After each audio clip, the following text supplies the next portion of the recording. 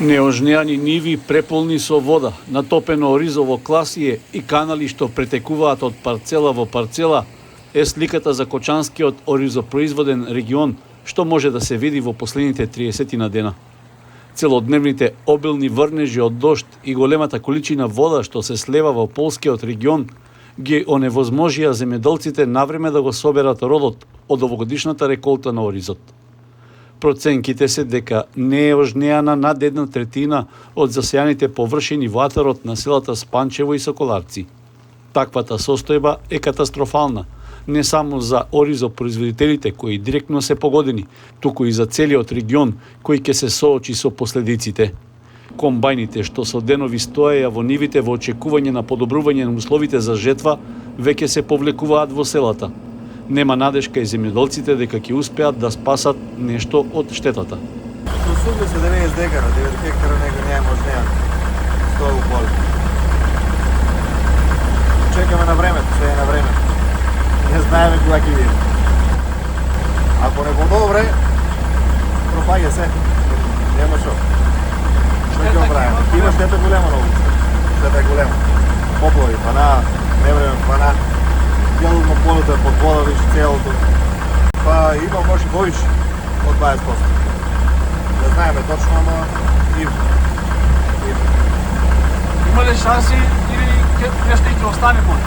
Па може ќе остане. Не се знае ништо. Се чека на времето. Друго не знаеме што да кажем. Откуп нема никаков откуп.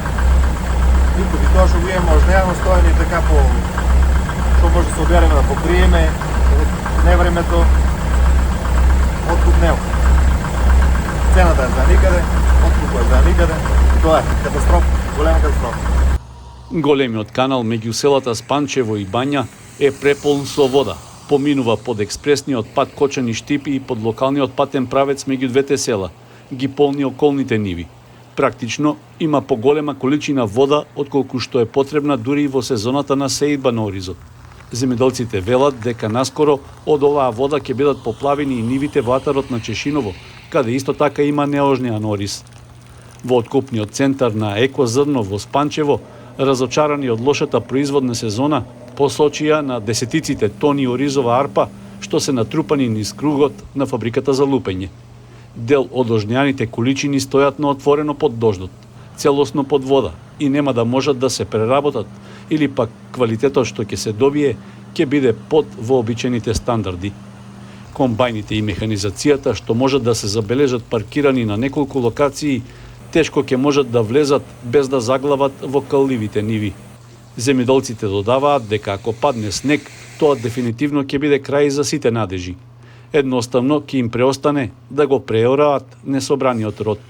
Покрај проблемите за оризопроизводството, високиот водостој на Кочанска река во близина на селото Долни Подлог е закана од излевање во околните површини. Несобрана ќе остане и пченката во околината, а исто така и нивите што се засејани со есенски житни култури веќе се под вода.